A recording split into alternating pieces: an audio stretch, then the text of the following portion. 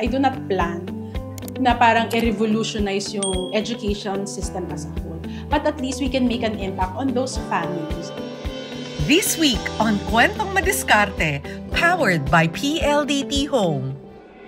I'm Avon Obidosa, so I'm a teacher. I took up special education sa FEU, but now I'm running a tutoring center for kids as young as 3 years old until grade 6 or until grade 7. To be honest, one of my motivations talaga na pinut up ko to is I want to contribute dun sa income ng family namin. Not because my husband is asking me to do it, but I want to do it. And second, it's a challenge for most families to find someone who will help them or us sa gawaing bahay, sa mga bata. Kami more on sa mga bata eh. Wala talaga kaming makuha na mag-help sa amin na mag-alaga sa mga anak namin. So, in order for me na masolusyonan yung dalawang problema ko or yung challenges ng family namin, I put this up, itong bahay ugnayan. So I can homeschool them, I can work at the same time, kasama ko pa yung mga anak namin. Decent lang yung buhay namin. Wala kaming extra.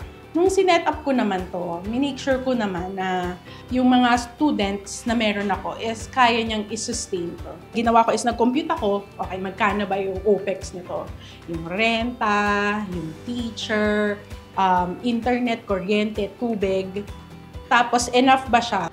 So, okay naman, naman siya, break-even naman. So, parang lumakas yung loob ko. Kasi I believe each child, parang they learn differently. So, that's why yun din yung namin dito sa Bahay Ugnayan is personalized teaching or personalized learning. So, we can teach them according to their strength. Pag nag-i-inquire yung mga parents dito sa Bahay Ugnayan, before sila mag-register, I ask them to come to show them our materials and explain kung para saan yung mga materials na yun. So, we make sure na alam namin yung gusto naming foundation, yung maibibigay namin sa mga bata, which is i-develop yung concentration nila. Yung mga pioneer na students namin, nakuha namin sila sa social media. So, nag-start ako mag-post sa mga Facebook group. May community Facebook kami. Doon ako nag-start. Okay siya nung nag-play group kami because a lot of children with special needs, they need to be enrolled in a play group. So, doon kami nakakuha ng mga students sa play group, sa Facebook ads.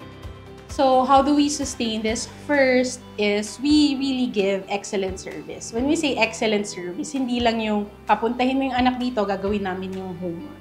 But we do the extra mile. Reality, yung mga parents na meron kami dito are working parents.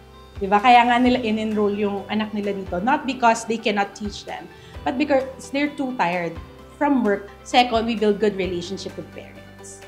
Because when you build good relationship with them, they know that they can trust us with their kids. Hindi lang yung current na bata or anak nila na nasa amin, but even yung mga next pa nilang anak. And also, they refer you. So, I'm glad lang na meron kaming mga referrals this year. Yung diskarte namin or yung business namin ay may puso because we enrich the lives of our students and the family that they represent. What do I mean by that? Less away when the child and their parents, pag nasa bahay na sila, they can rest. Ma-enjoy na lang nila yung family time.